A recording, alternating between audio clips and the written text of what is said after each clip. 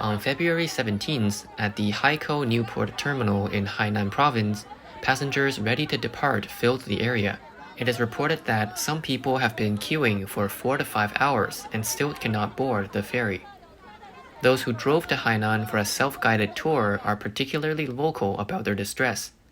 Due to the limited capacity of the ferries, waiting times for departure can extend to dozens of hours. What was meant to be a leisurely vacation has turned into a painful nightmare for many. Been in line since yesterday, nearly 60 hours now, just to get this far. No idea how many more hours we'll have to wait inside. If you're planning a trip to Hainan next time, make sure to plan ahead. Is Hainan even letting people go back home anymore? Take a look. This is what happens when you come to play in Hainan. Absolutely do not come here. You can only get in, not out of Hainan. Leaving is all about being stuck for hours. Seriously, don't come to Hainan. The situation is even worse for new energy vehicle owners who drove to Hainan for their holidays. Many have complained that while entering the island is easy, leaving is as difficult as ascending to heaven. On February 15th, an electric vehicle owner called to complain about being unable to leave the island. When we arrived, did anyone warn us that once you come, you can't leave? Did anyone at the port tell us we'll be stuck here? It's the holidays and I want to go home but can't. Hundreds of tickets for fuel vehicles, not a single one for new energy vehicles, not one ticket for days on end. Nothing available after the 18th or 19th. Is this Haikou or Haikou prison? A video reveals a man on the verge of breakdown, claiming that his group of 7 people with one electric car has been waiting for 72 hours without being able to purchase a ticket for their vehicle to leave the island. Sanya in Hainan is known as China's Maldives. This is the most chaotic, disorderly, and worst managed port I've seen in all of China. Recently, the difficulty for tourists visiting Hainan during the New Year period to return home has become a hot topic discussed on the Chinese social media Weibo. With over 80,000 tourists stranded in Hainan, they are forced into high spending daily. February 17th marks the last day of the Chinese New Year holiday, with a peak in return travel. However, tourists who vacationed in Hainan found it extremely difficult to leave the island. Train tickets were sold out, and flight prices increased more than tenfold from the original price. Many who traveled by car struggled to purchase ferry tickets, effectively trapping them on Hainan Island. Essentially, all 3 modes of departure from the island, by air, land, and sea, were blocked. Adding insult to injury, prices in Hainan, including those for hotels and food, skyrocketed during this period. According to mainland media reports, as of February 20th, a large number of tourists were still stranded in Sanya, Hainan, forced into high spending. Many sarcastically commented that Hainan was playing a catch-and-kill game, seizing the opportunity to overcharge visitors. Since February 14th, many electric vehicle owners have reported online that ferry tickets for leaving the island were hard to come by, with some having to wait 6 days. To ensure a smooth return journey, some arrived at the port 5 hours early, while others queued for 14 hours to board a ferry. On the 14th, at the Haikou Port Ferry Terminal in Haikou, Hainan, a tourist was arrested for protesting the inability to purchase a ferry ticket, which prompted their family members to block the road in protest. Videos from the scene show a large police presence, with numerous tourists sitting in the middle of the road, blocking off several vehicles. One officer is heard shouting, "You must comply," at the tourists. A female tourist was complaining to the officer, and another man is heard saying, "We can't buy tickets for electric vehicles, not even for dates at the end of the month." On the evening of February 16th, at the first parking lot of the Haikou Xinhai Port Ferry Terminal, tourists who have queued for 9 hours without being able to board a ferry blocked the road in protest. The cause of their frustration was the terminal's decision to allow tourists from the other two parking lots behind them to board first. Videos showed a large group of tourists protesting in the street at night, with a significant police presence. According to reports from mainland media, Mr. Xie, a resident of Chongqing, complained on WeChat that starting a few days ago, he and his family did nothing but set alarms to attempt to purchase ferry tickets from Haikou New Port to Hainan Port in Zhanjiang during the 4 hours between 8 to 10 a.m. and 8 to 10 p.m. Despite these efforts, Mr. Xie was unable to secure a ticket for his electric vehicle. With flight prices from Hainan skyrocketing, Mr. Xie ultimately decided to leave his electric vehicle with his father, who continued to vacation in Hainan, and returned to Chongqing in his father's fuel vehicle.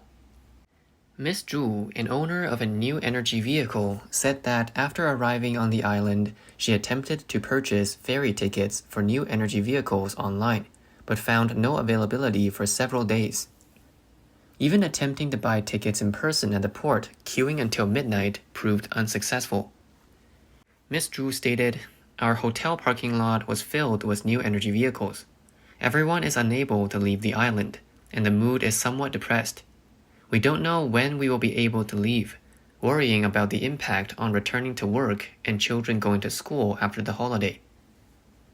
As of February 17th, the Qingzhou Strait Ferry online platform indicated that ferry car tickets from Hainan New Port to Guangdong Hainan Port were available for order up to February 29th, with nearly all tickets sold out before February 28th and only a few sporadic sailings remaining on the 29th.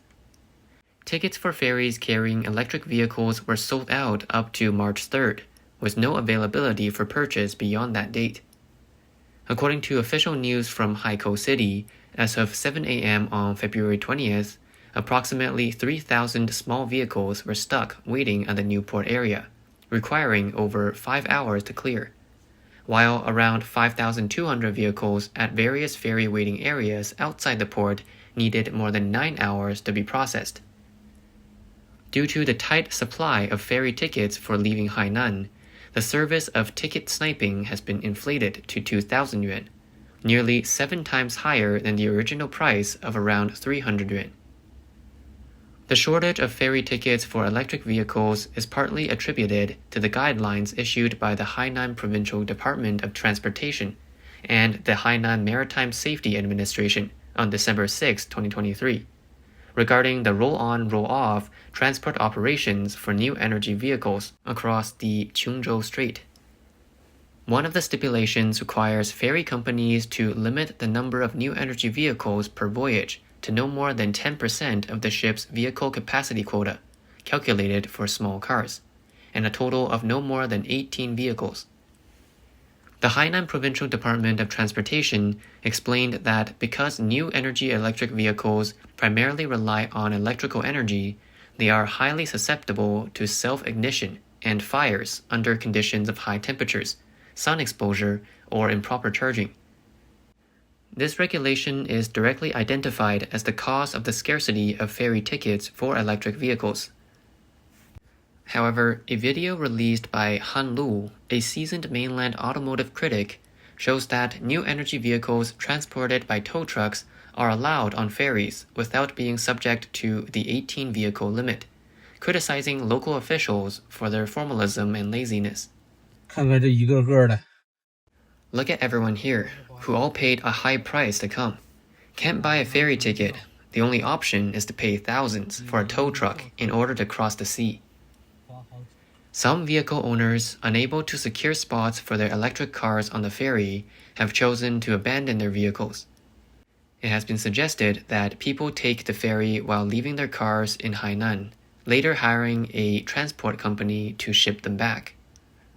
However, staff from transport companies between Haikou and Hainan Port state that, due to policy, they can only start taking orders after March 5th. Owners eager to leave the island have already parked their vehicles near these companies, with thousands of cars, both electric and gasoline-powered, now waiting. However, these owners who have opted to abandon their vehicles are now facing a new challenge, the skyrocketing prices of flights departing from Hainan. One netizen who visited Sanya with their family of 5 and wanted to return to Urumqi in Xinjiang found that a single ticket cost over 19,000 yuan, totaling around 100,000 yuan for all 5 tickets, enough to buy a car to drive home. A netizen named Jenner revealed that while the flight to Sanya cost 1,000 yuan per ticket, the return flight unexpectedly jumped to over 10,000 yuan. Another traveler, Miss Zhou from Beijing, told Chinese media that when looking for return flights, she found the prices increasingly outrageous, commenting, "With these prices, I could go to Europe," as tickets from Sanya to Beijing were all priced above 10,000 yuan. Additionally, flights from Sanya to Shanghai between February 14th and 19th saw economy class sold out, with the cheapest business class tickets nearing 10,000 yuan. After February 21st, flight prices returned to normal, with business class tickets priced around 3,000 to 4,000 yuan.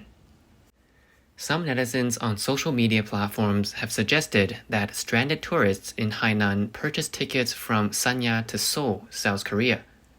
Many flights on this route have layovers in Beijing or Shanghai, where passengers can terminate their journey, with business class tickets costing around 4,000 yuan. Others have traveled via Hong Kong to return to their destination. Not only have new energy vehicle owners encountered difficulties in returning home, but even those who had previously purchased return flight tickets have been exploited by airlines. An individual on Platform X disclosed that after their return flight was canceled by the airline, they were refunded and then forced to purchase new tickets at exorbitant prices. Better just stay put in Hainan for now. Don't try flying anywhere. Flight prices are soaring. Tickets from Hainan to Thailand aren't just a few hundred yuan anymore. They've jumped between 5,000 and 15,000. This route is totally blocked. I just checked. Flights to Seoul to Jeju Island are all around 10,000 yuan. It's simply too hard to leave Hainan now. Comments from netizens include, "This is daylight robbery," "Airline behavior is quite unseemly," and "After 3 years of the pandemic, airlines are finally seizing the chance to make money."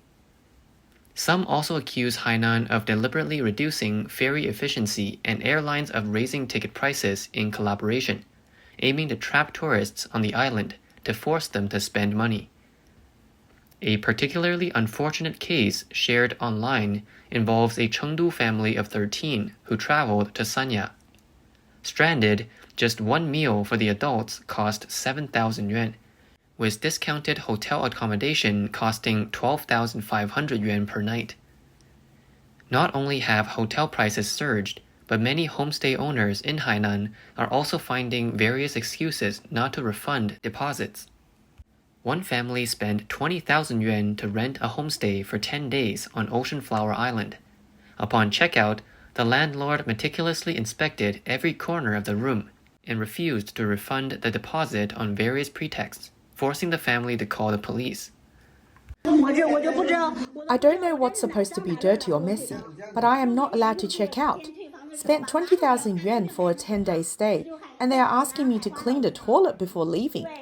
This is what happens when you rent on Hainan's Ocean Flower Island. Additionally, tourists have recorded videos complaining about the soaring prices in the markets, with popular restaurants serving pre-made dishes, such as pickled mustard fish soup without actual fish, just dough pieces, and beef with a foul smell, all priced unusually high. One tourist mentioned dining at such a restaurant, where they queued from 5 p.m. and didn't get to eat a few pre-made dishes until 9:30 p.m. The hotel's food prices are outrageous. A plate of cream pasta for 118 yuan, a cup of grapefruit tea for 80, a latte for 72. It's like they're robbing you. And the swimsuits in the mall, selling for thousands of yuan each, when they are just a few yuan to make. Even swimsuits that look used are sold for 260. That's a makeup of 10 times. Tell me, wouldn't you be angry? Another tourist shared that even purchasing seafood in the market involved deceptive practices, was a bag of shrimp priced at 137 yuan, of which 30 yuan was for the water.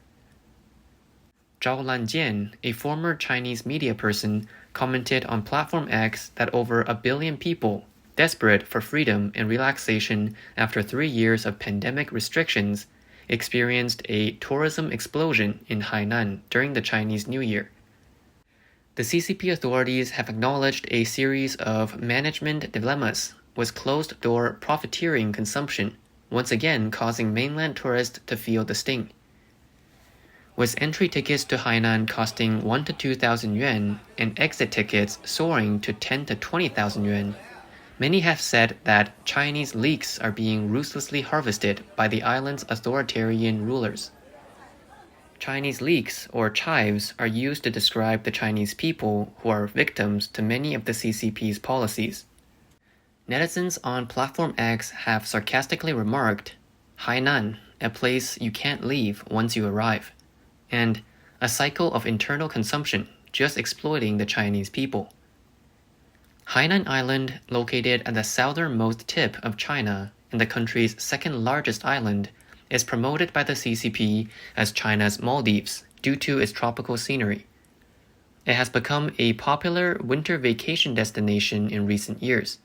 However, despite its natural advantages, Hainan lacks a favorable cultural environment. Every tourist season, Hainan faces criticism for various issues, including price gouging and poor service. This indicates a significant gap between reality and the ideal of becoming China's true Maldives. Beyond developing tourism, Hainan's strategic importance has also been rising in recent years. At the 30th anniversary of the Hainan Special Economic Zone in 2018, Xi Jinping announced support for the entire island to become a free trade zone, officially launching the Hainan Free Trade Zone concept. In 2020, the CCP issued the overall plan for the construction of Hainan Free Trade Port, aiming to transform Hainan into a global free trade port akin to Hong Kong or Singapore. The free trade zone concept cleverly bypasses the issue of whether Hainan is focused on manufacturing, tourism, or finance, instead positioning it as a transshipment base between the Indian Ocean and Pacific trade routes, integrating it into the Belt and Road strategy as the starting point of the Maritime Silk Road. With zero-tariff free trade port policies, it aims to attract international traders. The goal is to compete with Singapore and Hong Kong's free trade ports while being supported by the Belt and Road national strategy. In late March last year, at the Boao Forum press conference, Hainan announced the full initiation of preparations for island-wide customs closure, aiming to ensure readiness by 2023, complete all preparations by 2024, and close the entire customs by the end of 2025. This announcement drew public attention, with commentators suggesting that Hainan, as a free trade port amidst numerous free trade zones in China, may struggle to escape its fate. What does customs closure mean? It refers to the operation of turning Hainan into an external region within China, implementing customs policies different from the rest of the country. International ships can freely enter and exit Hainan without going through customs procedures at other Chinese ports, with a far wider variety of items than in other regions of mainland China. Moreover, most goods entering the Hainan Free Trade Port will be exempt from import duties, allowing free circulation of goods and commodities on the island. However, when international goods from the Free Trade Port enter other provinces and cities in China, they must undergo customs inspection and taxation on foreign goods. Some Chinese scholars believe that the various preferential policies following the full customs closure will attract more businesses to Hainan, leveraging its geographical advantages to potentially make it a combination of Hong Kong and Florida. However, other scholars criticize the plan as fanciful and difficult to achieve. According to Radio Free Asia, Cai Shenkun, a financial commentator who has lived in Hainan, said that Chinese leaders have always hoped to make Hainan a model for economic development. But each attempt has resulted in little progress, was Hainan's economic advancement lagging behind other provinces. The implementation of customs closure is of little significance as industrial chains are shifting. Comparing Hainan's development prospects to Hong Kong, Tsai Shin-kun said, "Hong Kong is now stagnant, and Hainan's industrial structure is also inadequate. After customs closure, Hainan's goods entering the mainland are considered foreign products. What operating model will be adopted after customs closure? Hong Kong has a comprehensive, internationally recognized legal system that is accepted by the Western world in trade and other aspects, while Hainan has nothing."